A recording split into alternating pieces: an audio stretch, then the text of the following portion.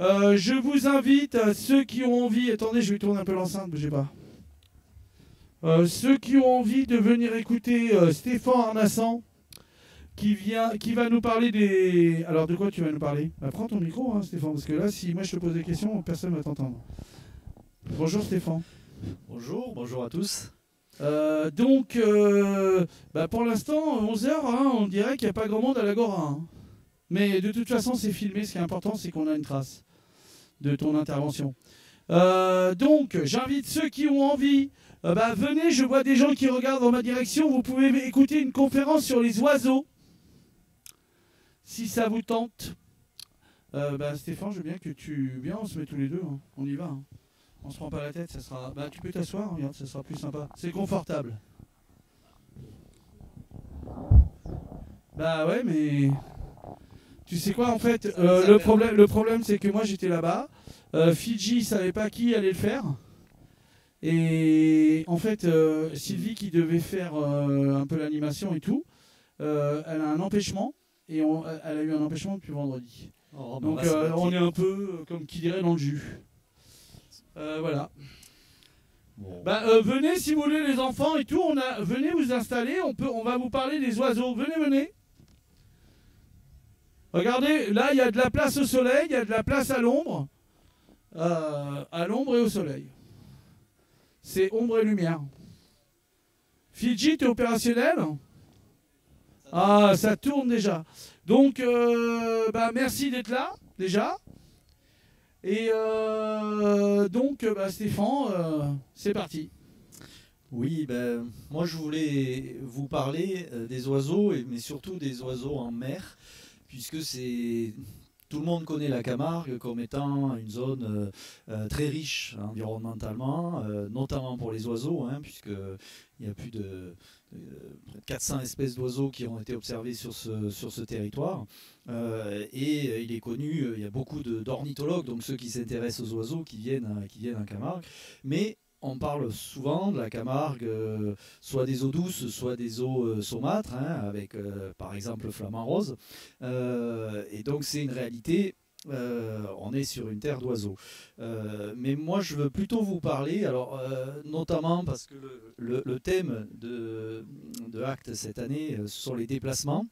Et chez les oiseaux, bien sûr, on ne peut pas ne pas parler des migrations, qui sont quand même un exemple de déplacement majeur. Et quand on pense qu'un petit oiseau est capable de faire parfois 10 000 km pour aller passer l'hiver ailleurs et revenir ensuite à l'endroit où il a niché, c'est quand même assez exceptionnel, le phénomène des migrations. Et bien sûr, la Camargue est une grande zone de migration, puisque beaucoup d'oiseaux qui se reproduisent dans le nord de l'Europe viennent soit se reposer avant d'aller en Afrique, soit passer l'hiver dans les zones humides de Camargue. Donc, comme le thème était le thème des déplacements, je me suis dit que c'était intéressant de vous dire un mot sur ce phénomène migratoire. Et puis, il y a un autre temps fort dans les jours qui viennent, c'est la conférence des Nations Unies sur les océans, qui va se dérouler à Nice début juin. Et donc, on attend beaucoup de choses de cette conférence et des engagements forts sur les océans et les mers. Et donc, je me suis dit, voilà, on pourrait échanger sur la mer et les oiseaux, et quel rôle à la Camargue et les milieux marins sur la migration. Donc du coup, les oiseaux marins, alors je vous ai apporté une petite illustration là devant que vous pouvez voir. Bon, on trouve plusieurs familles dans les oiseaux marins. Il y a ceux qui sont des oiseaux littoraux. On peut citer par exemple l'exemple de l'huîtrier épi que vous avez illustré. Donc ce sont des oiseaux qui fréquentent la terre mais qui peuvent aller sur le littoral. et notamment pour chercher à se nourrir de mollusques, de coquillages, d'invertébrés. Donc ceux qui fréquentent les plages ou le littoral peuvent être considérés comme des oiseaux marins, puisqu'ils ont quand même un lien avec le milieu marin. Il y en a d'autres, c'est souvent la famille des mouettes et des goélands, et notamment les sternes, qui, eux, se reproduisent sur notre littoral, notamment dans les lagunes camarguaises, et qui vont parfois s'alimenter en mer. Donc eux aussi, c'est des oiseaux marins, puisque leur zone d'alimentation peut être en mer, alors en général pas très loin, au large. On les voit sur les plages, on les voit quand on fait du bateau, quand on sort de Port-Camargue, parce qu'ils vont se nourrir souvent de petits poissons, des jeunes poissons qu'ils vont trouver sur les premiers kilomètres marins. Donc ça, c'est vraiment la famille des oiseaux littoraux qui vont avoir une alimentation en mer. Et puis vous avez ce qu'on appelle les vrais oiseaux de mer. Alors on pense par exemple aux albatros dans d'autres parties du monde, mais on a aussi nos albatros qui sont bien plus petits. On peut voir, dès qu'on prend un peu le large en bateau, on peut voir notamment les puffins. Donc ce sont des oiseaux qui ne s'alimentent qu'en mer et qui se reproduisent dans des terriers, donc sur des îles en fait. Donc pas bien sûr en Camargue, puisqu'on n'a pas ce type d'habitat, mais pas très loin, sur les îles au large de Marseille, ou les îles Port-Cros par exemple, donc dans le Var. Et ces oiseaux, ces puffins, se reproduisent sur ces îles et vont s'alimenter en mer, des fois très loin de leur zone de reproduction, dans dans l'espace que l'on va appeler le golfe du Lion en fait, donc cette grande zone de plateau continental marin très riche en poissons, qui va de l'embouchure du Rhône jusqu'à la côte catalane en fait. Et donc ces oiseaux, ces puffins, vont s'alimenter là où ils vont trouver des ressources alimentaires, des tailles de poissons, des espèces de poissons qui leur conviennent. Donc voilà un exemple en effet d'oiseaux vraiment marins qui passent la plupart de leur vie en mer et qui ne sont à terre que pour se reproduire en fait, et donc qui ne sont pas des oiseaux littoraux comme on peut. Alors il y a d'autres espèces de ces oiseaux marins, on peut parler par exemple des fous de bassin, on voit quelques individus en Méditerranée de ces grands oiseaux qui se reproduisent plutôt en Bretagne ou sur les côtes en mer du Nord, mais dont les jeunes, avant qu'ils aient une vie de reproduction, ils peuvent errer un peu partout. Il faut savoir qu'un oiseau marin n'a pas de limite, n'a pas de frontières. Il peut être en Méditerranée, il peut être en Atlantique, il peut passer de l'Atlantique Nord à l'Atlantique Sud. Son domaine, ce sont les mers et les océans, donc qui viennent en Méditerranée parce que le climat est meilleur pour quelques années avant de remonter en mer du Nord pour nicher. C'est des choses qui sont tout à fait faciles pour ces oiseaux. Un autre oiseau qu'on peut citer, ce sont les pingouins, puisque peut-être vous ne le savez pas, mais on peut voir des pingouins en Méditerranée. Alors on ne parle pas du manchot, le manchot c'est le cousin du pingouin qui vit uniquement dans l'hémisphère sud, en Antarctique ou dans les mers australes, et qui lui ne vole pas, le manchot. Donc on a tous vu La Marche de l'Empereur peut-être, où on voit ces manchots qui sont sur la banquise et qui vont pêcher en mer en nageant. Le pingouin, c'est le cousin du manchot qui vit dans l'hémisphère nord, donc qui se reproduit essentiellement en Scandinavie, en Islande, mais on a aussi quelques colonies de pingouins torda plus au sud, en mer du Nord. Et ces oiseaux-là, en hiver, viennent en Méditerranée aussi, et donc on peut les observer assez facilement, des fois même de la côte, du port. On peut voir ces oiseaux un peu noirs et blancs, qui vont pêcher en Méditerranée pendant l'hiver. On peut même voir le macaremoine, donc ce splendide pingouin avec son bec très coloré, qui ressemble un peu à un clown, et qui lui aussi ne se reproduit bien sûr pas chez nous, mais peut être observé en hiver. Donc voilà un petit aperçu de ce que sont les oiseaux marins, ou en tout cas de la manière dont on peut rassembler certaines familles sous ce vocable-là. Alors après, je vous laisserai, si vous avez des questions, me les poser, mais je voudrais là maintenant parler un peu plus des menaces qui peuvent concerner ces oiseaux marins, et notamment chez nous, en Camargue ou dans le golfe du Lion. Alors bien sûr, ces oiseaux marins, ils ont besoin de s'alimenter en mer. Donc bien sûr, il leur faut des poissons, et il leur faut des poissons adaptés à leur écologie. Certains vont plutôt pêcher des petits poissons, d'autres des plus gros. Et du coup, bien sûr, la ressource halieutique, elle est importante pour nous, en tant qu'humains, pour s'alimenter sur le long terme, mais elle est aussi bien sûr impérative pour ces oiseaux. Et donc, bien sûr, si les populations de poissons ne sont pas en bon état, les populations d'oiseaux qui les consomment ne le sont pas non plus. Nous, on a la chance dans le golfe du Lion quand même d'avoir des conditions liées à la température de l'eau, liées à sa richesse en sédiments, liées à des profondeurs qui conviennent pour avoir une richesse de plancton. Donc c'est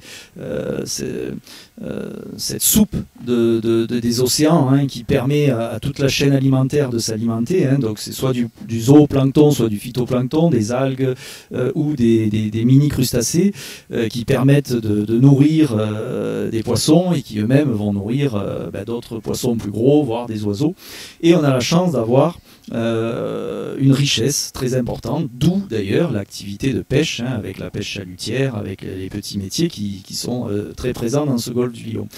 Et c'est pour ça d'ailleurs que les puffins dont je vous parlais s'alimentent beaucoup plus dans le golfe du Lion que sur les côtes provençales, par exemple, alors que ça serait beaucoup plus facile pour eux de s'alimenter sur les côtes provençales, puisque c'est là qu'ils nichent. Mais donc ils sont obligés de faire des dizaines et des dizaines de kilomètres pour trouver du poisson qu'ils vont ensuite ramener à leurs jeunes. Voilà. Donc bien sûr, le poisson c'est important, et en effet, que ce soit les oiseaux du littoral qui vont pêcher comme les sternes en mer, ou que ce soit les oiseaux marins, il faut prendre en considération leurs besoins aussi quand on parle de mesures de gestion des usages en mer. Les problèmes d'épizootie, de maladie, sont aussi un problème qui est de plus en plus croissant, malheureusement. On parle de la grippe aviaire, et vous en avez tous entendu parler, qui peut décimer certaines populations, et notamment les oiseaux marins. Pourquoi ? Parce qu'ils se reproduisent souvent en gigantesques colonies. C'est le cas par exemple des fous de bassin en Bretagne, où il peut y avoir plusieurs milliers d'individus sur un tout petit îlot. Et donc bien sûr, s'il y a une maladie qui se diffuse à cet endroit-là, ça fait énormément de dégâts, puisque les contaminations sont nombreuses. Et comme ce sont des oiseaux marins, la plupart qui vivent longtemps, mais qui se reproduisent de manière avec peu de petits à l'envol, souvent c'est un par an, et donc bien sûr le temps de récupérer pour ces populations, lorsqu'il y a beaucoup de mortalité, ça prend beaucoup de temps. Et donc c'est des populations qui sont fragiles aussi, puisque une épizootie qui va créer des milliers de morts, comme c'est arrivé il y a 2 ans sur les fous de bassin notamment, il va falloir des années et des années pour espérer retrouver des populations de ce niveau-là. Donc l'état sanitaire, bien sûr, de ces populations est important. Et puis, voilà, je voulais aussi vous parler d'un sujet important pour les oiseaux en mer. C'est le développement des éoliennes en mer, puisque, comme vous le savez, la Méditerranée a ses premières éoliennes en mer au large de Port-Saint-Louis-du-Rhône, la Méditerranée française. Il va y en avoir bientôt 6 autres de plus expérimentales au large de l'Aude. Et puis, il y a des projets de plusieurs dizaines d'éoliennes dans les années à venir sur ce plateau continental du golfe du Lion dont on parlait.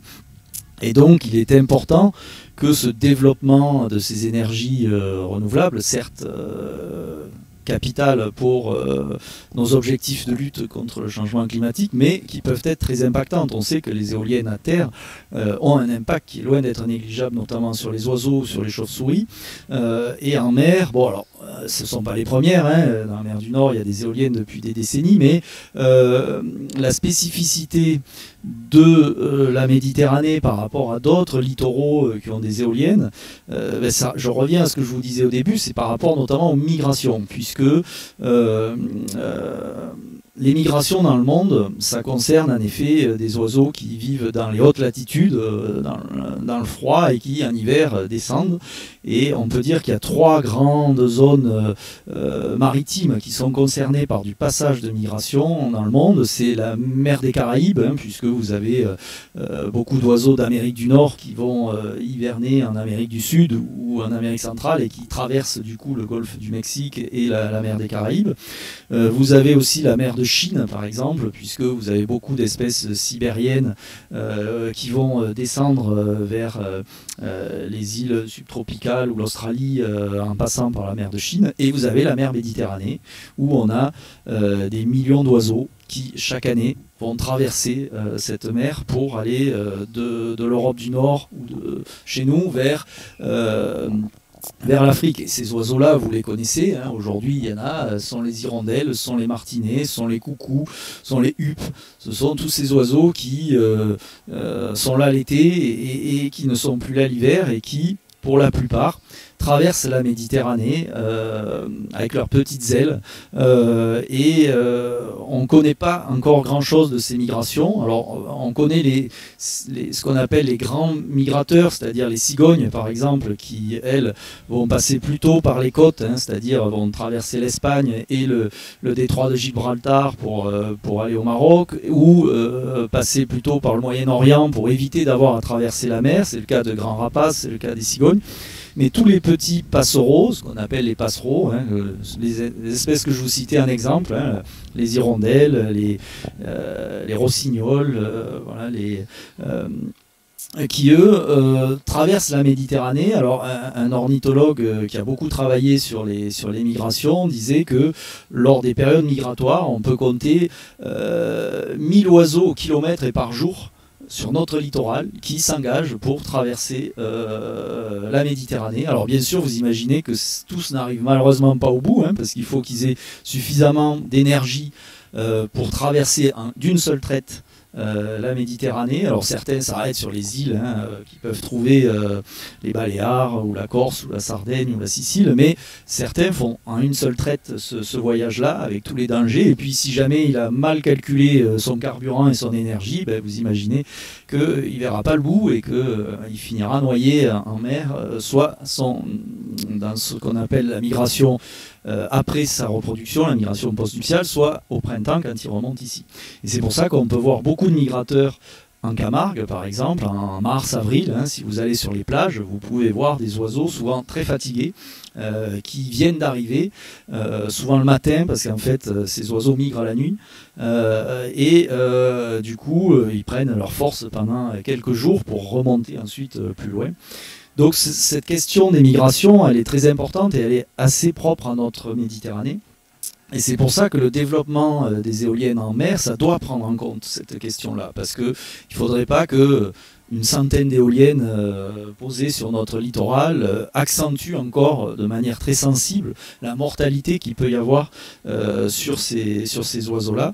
Alors du coup, il y a eu un programme scientifique qui vient de se terminer, qui s'appelle Migralion, qui était un programme pour justement mieux connaître la migration des oiseaux en mer. Voir notamment les hauteurs de vol de ces oiseaux-là. Hein. Et donc il y a des oiseaux comme par exemple le rôlier ou le dicnem, qui sont des oiseaux que l'on trouve chez nous, qui ont des fois été équipés de balises GPS sur le dos, de manière à suivre exactement leur trajet et leur hauteur de vol. Voilà. Et on s'est aperçu par exemple que certains oiseaux en effet étaient pile poil à la hauteur de vol des éoliennes, quand les éoliennes sont entre 10 et 20 km du littoral. Mais un oiseau, souvent, va prendre de la hauteur assez lentement avant après de trouver une hauteur de vol comme un avion, en fait, hein, un avion de ligne. En fait. Au départ, au décollage et l'atterrissage, ils sont à basse altitude et puis après, ils ont une hauteur de croisière. Mais voilà, les éoliennes, si elles sont trop près du bord, se retrouvent en plein dans la zone de vol de ces oiseaux migrateurs. Et sachant que, comme je vous l'ai dit, ces oiseaux migrateurs volent essentiellement la nuit. Donc avec un vrai problème de détection de cet obstacle supplémentaire. Donc du coup, en effet, ce programme Migralion, il est là pour voir s'il y a des circuits migratoires plus que d'autres. C'est pas vraiment ce qui ressort des études, c'est-à-dire que les oiseaux peuvent passer partout et déboucher sur le littoral un peu partout et s'envoler. Donc il n'y a pas de zone vraiment spécifique, même si la Camargue est un couloir de migration avec la vallée du Rhône.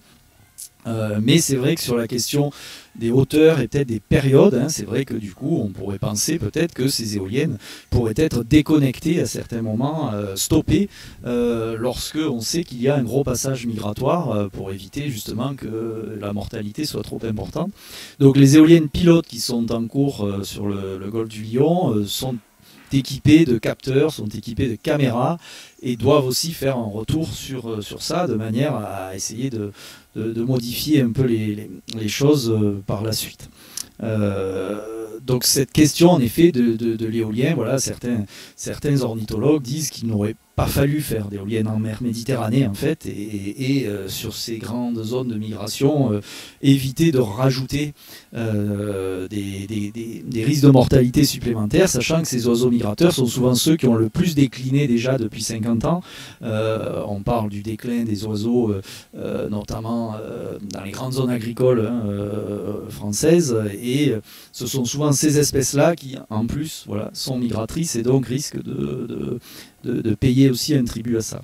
Alors après, les éoliennes, ça a aussi peut-être un impact sur les oiseaux marins, purement marins, même si les études ont montré que la plupart des oiseaux marins ont des hauteurs de vol de pêche qui sont des hauteurs très basses en fait. Et donc, souvent, ils vont éviter, en termes de hauteur de vol, les zones éoliennes. C'est plutôt de l'évitement qui se passe, c'est-à-dire que ces grandes zones éoliennes vont être évitées par les oiseaux de mer. Alors, tant mieux par rapport à la mortalité, mais par contre, c'est un vrai problème, dans le sens où ça leur enlève des zones de pêche, hein, et donc, du coup, ils sont obligés parfois d'aller plus loin ou d'aller dans des zones qui peuvent être moins favorables pour pêcher, puisqu'ils vont éviter ces grandes zones de parcs éoliens. Donc la question qui se pose à l'avenir, c'est aussi de voir quelles sont les zones de conservation que l'on prévoit hein, pour ces oiseaux. Alors je vous ai juste...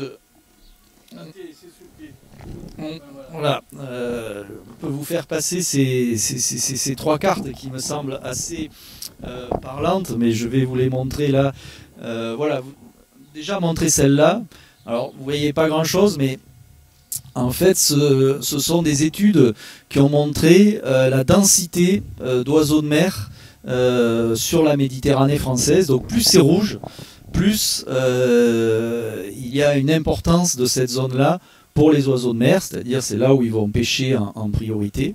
Voilà. Alors cette deuxième carte que vous avez là, c'est les zones de protection des oiseaux en mer. Ouais. Et donc logiquement, on espérerait que les zones de protection des oiseaux concordent avec les zones dans lesquelles ils sont de manière la plus importante. Et malheureusement, si vous comparez les deux cartes, ce n'est pas le cas. C'est-à-dire qu'en fait, à l'heure actuelle, le réseau Natura 2000 pour les oiseaux en mer n'est pas à la hauteur des enjeux hein, par rapport aux zones où les oiseaux de mer... il n'est pas synchro. Et malheureusement, les propositions qui sont faites par les organisations qui étudient les oiseaux hein, pour le rendre synchrone ne matchent pas. Et là, cette dernière carte, ce sont les zones de développement de l'éolien en mer. Et ce qui est malheureux, c'est qu'en effet, si vous regardez par contre cette dernière carte, elle est assez synchro avec la présence des oiseaux de mer, en fait. Voilà. Et donc c'est vrai, alors c'est peut-être pour ça d'ailleurs qu'on n'arrive pas à faire aboutir un réseau Natura 2000 efficace. Hein. C'est que bien sûr, à un moment, il y a un choix à faire entre on protège des zones pour les oiseaux de mer, on laisse des zones pour les pêcheurs, on consacre des zones pour l'énergie éolienne. Mais pour le moment, malheureusement, on peut être inquiet puisque on voit qu'il n'y a pas de logique entre ces zonages et que malheureusement les éoliennes se développeront dans les zones qui sont des zones où les puffins notamment vont se développer, vont s'alimenter prioritairement. Voilà, donc voilà, je voulais juste évoquer un peu ces sujets avec vous parce qu'on parle toujours de la Camargue et de ces oiseaux, mais on parle très rarement du milieu marin. Bon, vous dire quand même que dans le village, là, vous avez des organismes qui travaillent sur ces sujets-là. Voilà, vous avez notamment le parc naturel régional de Camargue qui travaille à faire des suivis sur les oiseaux en mer réguliers au large de la Camargue. Voilà, vous avez la Ligue de protection des oiseaux, la Occitanie, qui travaille aussi sur ces inventaires et sur des propositions justement de zonage.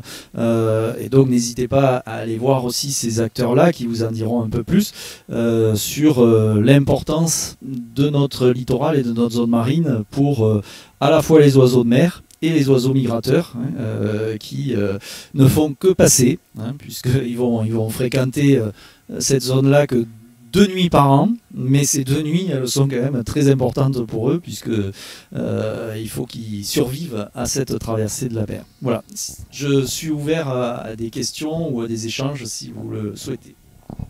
Alors je crois que j'ai un micro à chef, mais il faut que je le trouve. Alors attends, bouge pas.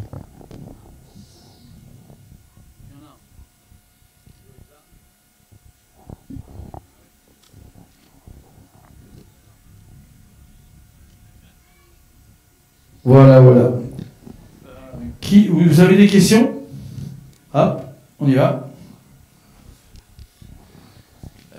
Bonjour Stéphane. Je voulais vous demander, pardon. Pour toi, l'alternative de l'éolienne, face au sujet aussi de la décarbonation ou autre, je veux dire, tu verrais quoi aujourd'hui parce que c'est intéressant, effectivement. Je crois qu'il ne faut pas du tout, et c'est un peu le piège des fois dans lequel on tombe, opposer les questions en effet climatiques et environnementales, puisque bien sûr les deux sont importantes, c'est-à-dire on ne pourra pas faire que les générations futures trouvent leur place comme nous on la trouve ici si on ne fait pas notre révolution énergétique, mais on ne le fera pas non plus si la biodiversité s'est effondrée. Donc du coup, on est obligé d'avoir les deux objectifs en permanence liés, et on voit sur ce territoire que c'est compliqué. On pourrait parler de la ligne très haute tension aussi, qui est prévue et qui doit traverser la Camargue. Là aussi, par rapport aux oiseaux migrateurs, c'est une vraie question, et par rapport aux oiseaux en général. Et là aussi, il y a ce débat entre décarboner l'économie à Fos et maintenir le peu qui reste en biodiversité. Alors, pour répondre à ta question, il y a des pistes. C'est par exemple la distance à la côte de ces éoliennes, puisqu'on voit que plus elles seront loin, moins elles auront d'impact sur les oiseaux migrateurs, mais plus elles coûteront cher, en termes de raccordement, en termes de plus on va loin, et puis ça peut poser aussi d'autres questions. Il n'y a pas que les oiseaux qui sont impactés par les éoliennes, ça peut être aussi les cétacés avec les ondes électromagnétiques, ça peut être aussi les poissons. En fait, tout ça c'est étudié, mais c'est vrai que la distance à la côte peut être un moyen d'agir. Et puis il y a aussi, comme on disait, l'arrêt des éoliennes pendant une certaine période. Alors bien sûr, ça peut jouer sur la rentabilité, bien sûr, mais les migrations, on sait quand est-ce qu'elles passent. Voilà, c'est quelques semaines par an. Peut-être que c'est quelques semaines par an dans les zones qui sont des hotspots migratoires comme la Méditerranée, peut-être que ces quelques semaines par an, il faudrait que les éoliennes elles ne tournent pas. Mais tout ça, ce sont des modèles qu'il faut envisager dès le départ, parce que ça se joue sur le modèle économique. Et il ne faut pas que ce soit des dogmes, c'est-à-dire en effet, voilà, on peut certainement, il faut rendre compatibles les deux, mais en y mettant les vraies conditions dès le départ, ce qui n'est pas le cas à ce jour. Je peux te poser une dernière question. C'est sûrement une question intéressante. Je me pose aussi. Le coût, effectivement, d'une éolienne coûte extrêmement cher à amener au milieu de la mer, à construire, et tous ces sujets autour de la décarbonation se posent. Et ça pourrait paraître une aberration, mais si je parle du nucléaire aujourd'hui, face aux éoliennes, par exemple, ou aux panneaux solaires, qui ont aussi un véritable coût par rapport à tout ça, tu ne penses pas qu'il y a il y a des sujets aussi sur des visions à moyen terme, long terme, par rapport à tout ça?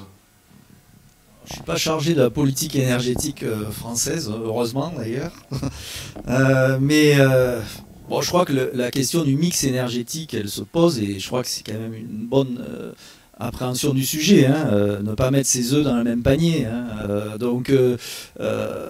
Je crois qu'en effet, dans l'objectif de la décarbonation rapide, c'est difficile de se passer du nucléaire de suite, et je crois que c'est pas ce qui est programmé. Alors après, est-ce qu'il faut continuer à le développer ou pas, ça c'est un autre débat par rapport aux énergies renouvelables.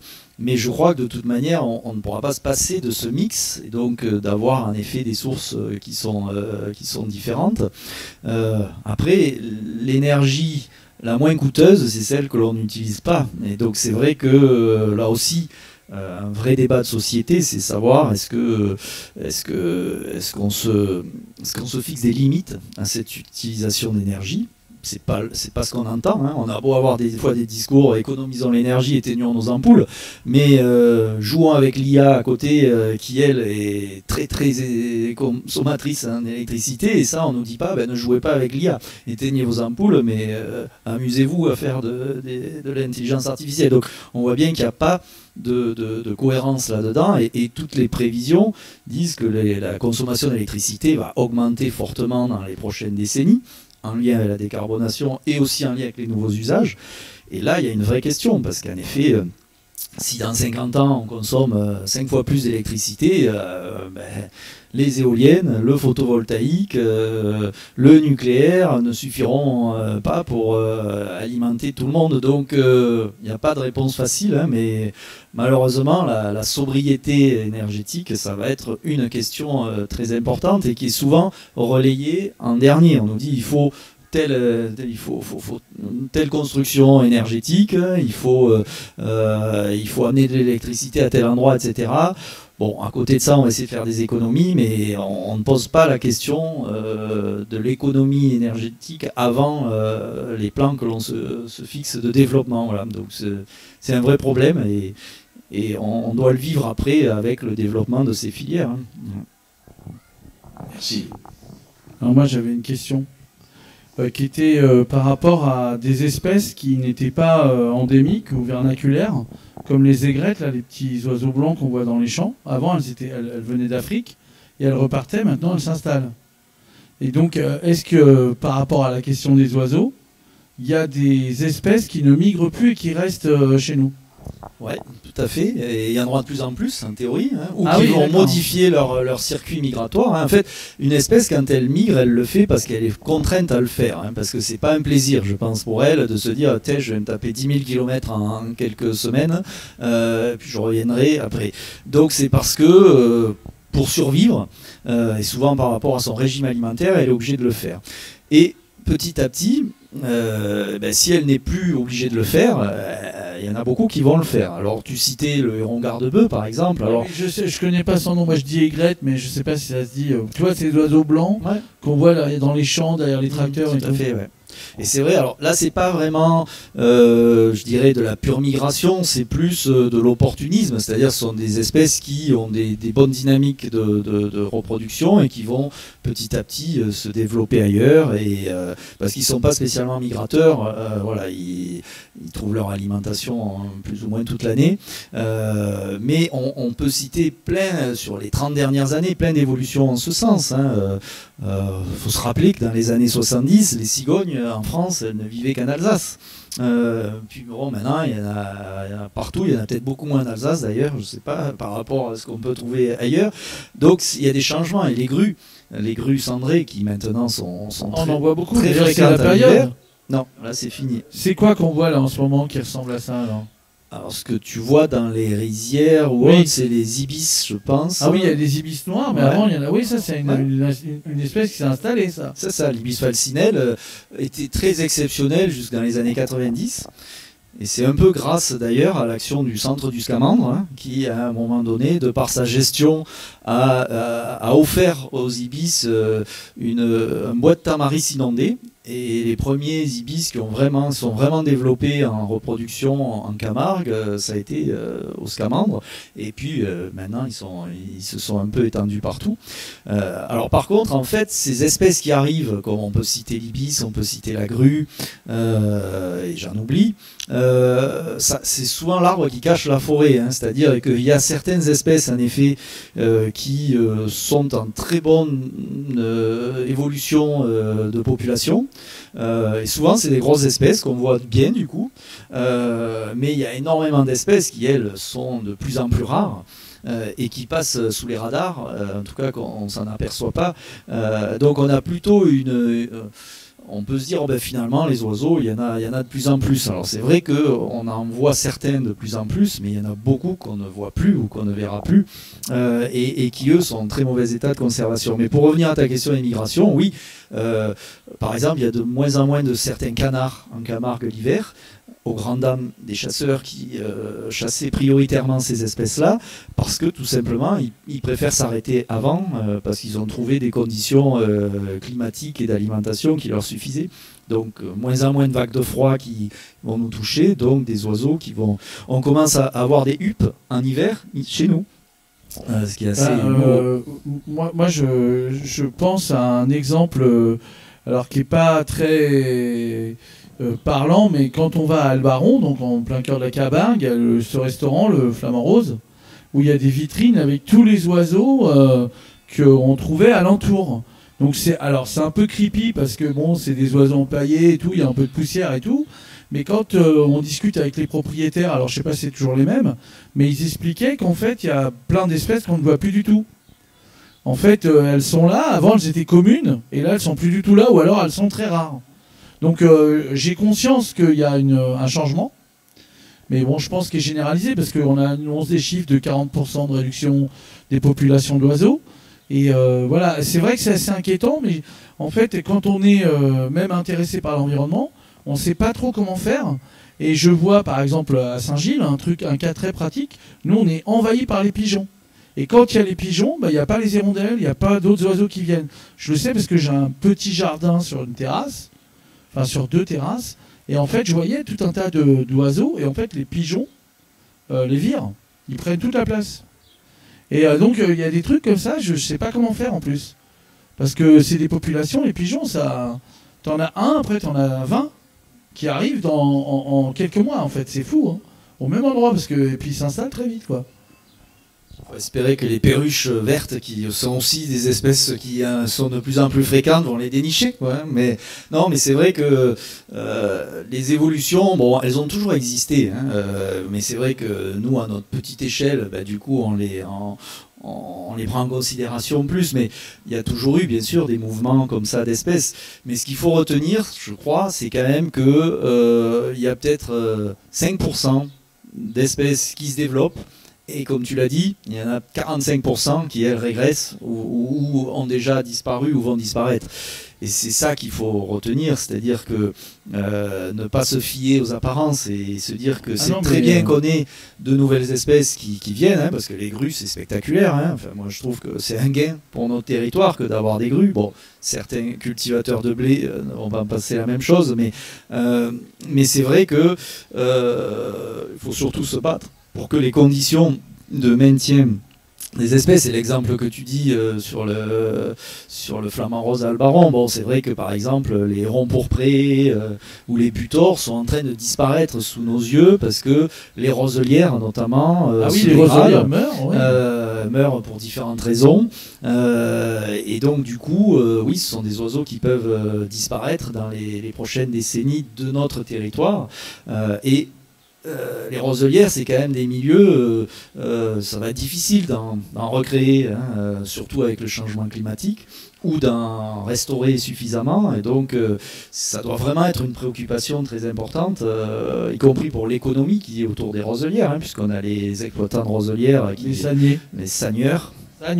Seigneurs qui sont qui font vivre aussi qui vivent de cet habitat naturel, mais voilà, donc, et là il y a des causes des fois qui nous dépassent, hein. Je peux vous citer l'exemple par exemple d'une petite mésange, la mésange rémise, qui a disparu de Camargue, qui faisait des nids en forme de boule, et là, ça n'a rien à voir avec notre territoire. En fait, c'est un changement, c'est-à-dire qu'elle va ailleurs maintenant, en Europe de l'Est ou dans d'autres territoires. Donc là, on ne peut pas vraiment se dire, on a fauté là-dessus. C'est comme on le disait, ce sont des espèces qui peuvent finalement privilégier des zones plutôt que d'autres. Et puis, on a celles qui disparaissent de notre faute, en fait, hein, parce qu'on n'est pas en capacité à maintenir leurs habitats naturels ou leurs conditions de nidification, par exemple. Et voilà, donc ça doit bien sûr être parmi les priorités que l'on se fixe quand on s'intéresse à ces choses-là. Il y avait un programme qui avait été fait avec le Marais du Viguera pour recréer des nichoirs à même le sol, je ne sais plus comment il s'appelait ce programme, où ils avaient recréé des zones artificielles pour que c'est pas des mouettes ou des sternes. Des sternes, ouais, c'est ça. C'est des îlots de reproduction, voilà. En fait, les oiseaux dont on parlait, les sternes ou les mouettes, nichent souvent sur des îlots. Le problème, c'est que les îlots, ils évoluent, en fait. C'est-à-dire, au bout d'un moment, l'îlot, il est devenu arboré, et donc il ne convient plus. Et il n'y a plus d'îlots dans nos marais qui se créent naturellement, comme c'était le cas avant l'endiguement de la Camargue, ou une crue du Rhône, ou une tempête marine allait créer de nouveaux îlots, ou nicher les flamands d'ailleurs, hein, parce que le flamand rose aussi, il niche sur des îlots à la base, et si l'îlot ne lui convient pas, si l'îlot il n'est pas un îlot, il est relié à la terre, il ne va pas nicher, parce que sinon il sait très bien que les renards ou les sangliers vont venir rapidement se servir dans son nid. Et donc il recherche des îlots, et en effet, Marais du Viguera, mais d'autres acteurs en Camargue aussi ont développé la création de nouveaux îlots, ou l'entretien d'îlots, de manière à le maintenir en capacité à accueillir ces populations. Alors on va dire oui, c'est un peu de l'artificialisation, c'est du jardinage, mais pourquoi on est obligé de jardiner? C'est parce que les équilibres naturels qui permettaient la création de ces milieux-là n'existent plus. Et donc en effet, dès lors qu'on a arrêté toutes les perturbations naturelles, alors qui reviennent un peu maintenant avec les phénomènes climatiques, hein, et ben, il faut compenser ça par de l'aide à la création de ces milieux qu'on appelle des milieux pionniers, c'est-à-dire vraiment des milieux qui vont être favorables à une espèce pendant un moment, hein. C'est comme les boisements pour les colonies de hérons, par exemple. En général, c'est pas plus de 10-20 ans.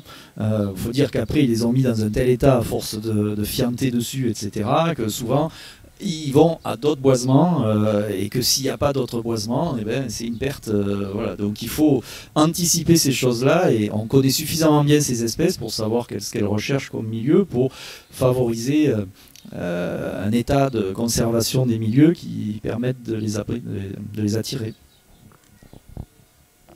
Est-ce qu'il y a d'autres questions? Il y a une autre question là-bas. Tu vois, on est en retard, hein, je suis désolé. J'espère qu'il ne va pas me poser une colle. Ouais, c'est l'été fort. Non. Alors, avant ma question, peut-être pondérer un tout petit peu sur les tendances des populations. Globalement, les oiseaux d'eau, ils se portent pas trop mal. Ceux qui se portent, il y a plein d'espèces qui se portent même très bien. Sur les 9 espèces de hérons, en gros, il y en a 7 qui sont... Les 9 qu'il y a en Europe et en Camargue, il y en a 7 en gros qui se portent plutôt bien. Il y en a 2 ou 3 qui vont pas bien, mais globalement ça va bien. Les laridés, les mouettes, tout ça, ça se porte bien. Dans ceux qui vont mal chez les oiseaux d'eau, c'est les oiseaux qui sont vraiment associés aux marais, les petites fauvettes aquatiques, les râles, tous ces trucs-là. Et les autres, ils se portent quand même globalement en France comme en Grande-Bretagne, comme un peu partout, ils se portent assez bien. Puis il y a d'autres espèces quand même qui se portent pas mal, les colombidés, tout ça, ça va. Mais c'est vrai que globalement, les oiseaux qui sont en régression, c'est ceux qui sont associés au milieu agricole. Et côté oiseaux des milieux forestiers, c'est pareil, les synthèses qui sont faites au niveau de l'Europe, tout ça, les oiseaux qui sont vraiment liés à l'arbre, donc au boisement, ils sont plutôt stables. Donc en gros, c'est ça, la stabilité en forêt, l'effondrement en milieu agricole, et puis plutôt la dynamique en milieu aquatique. C'est un peu ça le schéma. Alors, non, une question sur le programme, là, les cartes que tu faisais circuler. Apparemment, il y a un programme d'éoliennes de 5,8 gigawatts sur l'ensemble du golfe du Lion, si j'ai bien compris.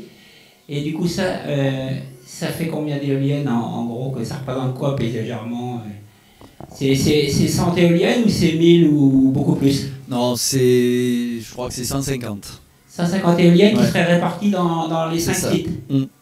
D'accord. Okay. Alors bien sûr, on peut faire plus aussi après, hein, mais c'est vrai qu'en plus, ces éoliennes étant en mer de plus en plus importantes en taille, hein, puisque maintenant on projette des éoliennes qui pourront faire 2 fois celles qui sont à terre à l'heure actuelle en mer. Donc bien sûr avec une production plus importante d'électricité et donc avec un nombre qui peut être plus limité. Voilà. Donc en effet, bon, ces objectifs, ils ont pas mal bougé. Hein. La carte que je vous fais passer, c'est une carte qui date de l'année dernière, je crois, mais bon, ce sont un peu les objectifs finalisés. Il y a la répartition sur les zones qui n'est pas encore complètement définie, parce que c'est en lien aussi avec le programme Migralion dont j'ai évoqué, hein, c'est-à-dire on attend les conclusions dans les mois qui viennent, et bon, il faudra en tenir compte un minimum. Donc finalement, peut-être qu'il y en aura un peu moins au large de la Camargue et un peu plus au large de l'Aude et des Pyrénées-Orientales. Mais c'est à peu près, voilà, c'est plusieurs dizaines d'éoliennes en tout cas qui seront à développer dans les 15 ans à venir. Voilà. Ça veut dire que en termes d'espace occupé, c'est quand même pas immense, énorme sur l'ensemble d'un golfe. Alors certes, il y a un flux migratoire qui est considérable de petits passereaux, d'autres oiseaux, mais globalement, sans avoir fait comme ça de recherche et sans connaître les résultats de celles qui sont en cours, la première intuition, c'est de se dire, est-ce que c'est vraiment impactant? D'abord parce qu'il y a plein d'oiseaux effectivement qui migrent à haute altitude, parce que ça concerne une période de l'année assez courte, parce que bon, ça peut être impactant a priori davantage à la migration prénuptiale, parce que ça va toucher des oiseaux qui vont se reproduire, alors que sur le retour, ça l'est moins, puisque c'est des oiseaux qui sont jeunes et qui sont déjà reproduits. C'est compliqué, quoi, quand même, à appréhender cette affaire, mais ça dépend aussi sûrement beaucoup, comme tu le disais, de la distance de ces éoliennes à la côte, parce que quand même, ce qu'on en sait des suivis qui se font sur les points de suivi de la migration sur l'Occitanie, là notamment, c'est que ça dépend beaucoup du vent, et que la position des oiseaux en mer au moment de la migration, elle dépend de la présence ou non de la tramontane ou du mistral, qui fait que quand il y a ces vents-là assez forts, les oiseaux migrent du côté de la terre, et n'ont pas tendance au contraire à aller en mer. Donc les conditions, je dirais, conjoncturelles au moment de la migration peuvent exposer ou non les flux migratoires à ces impacts potentiels. Donc tout ça, c'est quand même très, très compliqué à appréhender, quoi. On a vraiment l'impression que c'est très difficile. Même si, et du coup, ça peut, apporter un présupposé favorable dans un contexte où on a de toute façon besoin de beaucoup d'énergie et qu'on ne peut pas mettre une croix sur l'éolien comme ça, quoi. Oui, de toute manière, c'est vrai que à un moment, est-ce que l'éolien offshore n'est pas moins impactant que l'éolien terrestre? En fait, c'est une question aussi, qu'on peut poser. Bon, le problème, c'est qu'en effet, peut-être dans ce cas-là, il aurait fallu un choix plus affirmé de dire on n'en fait plus à terre, on n'en fait plus en mer. Or, a priori, on en fait encore à terre et on en fait aussi en mer. Voilà. Donc après, l'idée d'avoir des parcs expérimentaux comme celui de Port-Saint-Louis et comme ceux de Port-la-Nouvelle là, qui se développent, c'était justement pour répondre à ces questions. À ces questions de véritable impact, hein, puisqu'ils seront équipés de caméras, de radars. On sera peut-être en capacité à savoir si l'impact est négligeable ou pas. Bon, le problème, c'est qu'on n'attend pas, bien sûr, le résultat de ces expériences pour lancer vraiment le développement de la filière. Bon, parce qu'il y a urgence et donc du coup, ces parcs expérimentaux ne le seront pas vraiment. En tout cas, le retour d'expérience ne va pas servir vraiment à modifier la programmation qui est prévue dans les années qui viennent. C'est plus ça qui pose un problème, c'est la précipitation dans laquelle on est amené pour faire ça. Et puis, comme tu le disais, l'orientation des éoliennes, leur positionnement, c'est très important, mais bien sûr, ça se fait aussi avec d'autres problématiques, hein, notamment la pêche chalutière qui a besoin aussi de conditions particulières pour pouvoir continuer à mener son activité avec le moins d'impact possible. Et du coup, en effet, on pourrait penser que l'orientation et l'emplacement des éoliennes, ça pourrait être une réponse pour limiter l'impact à la migration, mais il faut aussi considérer ça avec les exigences de l'armée. Il y a eu plein de zones aussi où l'armée, que ce soit la marine ou l'aviation, n'ont pas souhaité qu'il y ait des développements d'éoliens à ces endroits-là. Et donc souvent, la biodiversité arrive un peu à la fin, quand déjà des choix ont été faits sur d'autres aspects.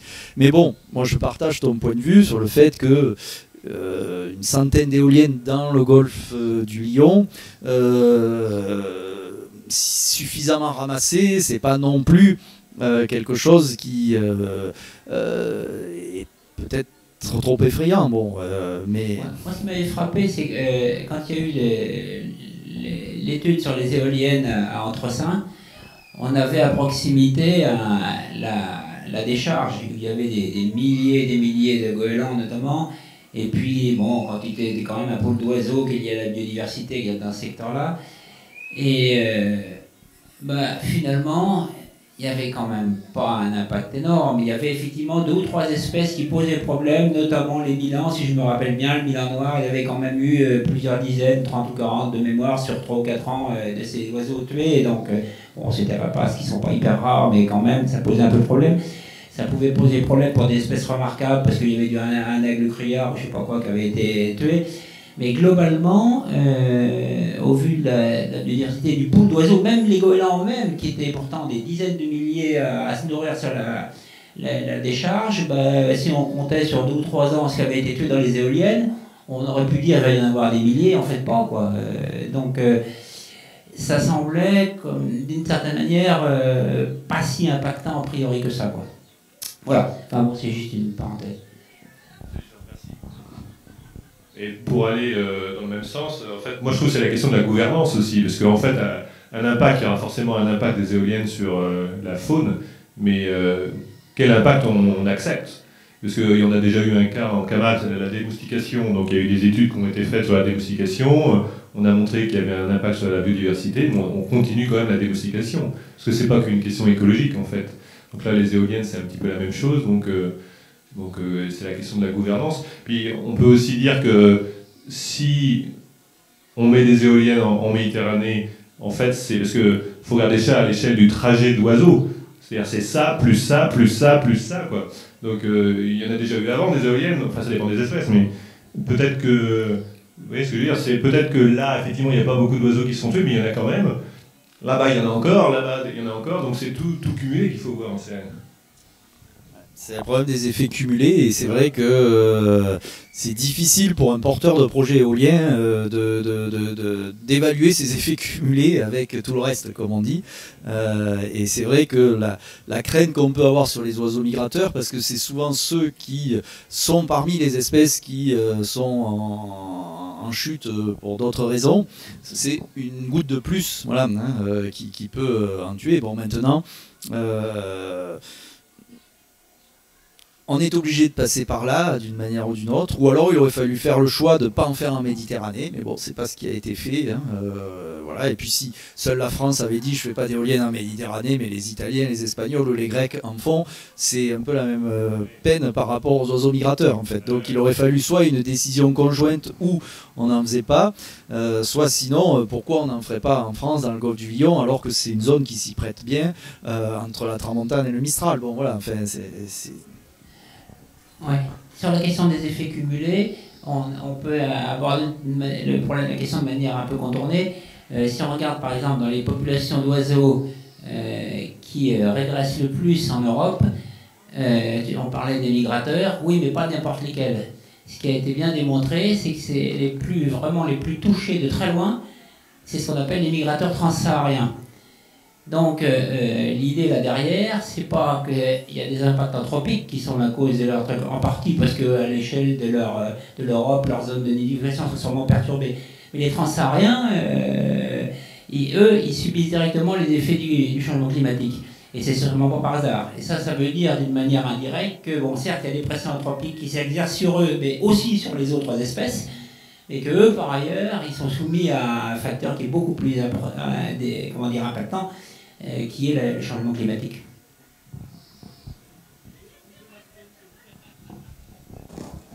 Bon, comme c'est moi qui suis animateur aussi maintenant, si vous n'avez pas de questions, en tout cas je vous remercie et puis n'hésitez pas à questionner les différents intervenants qui sont présents ici sur ce sujet en particulier. Voilà, merci de votre écoute.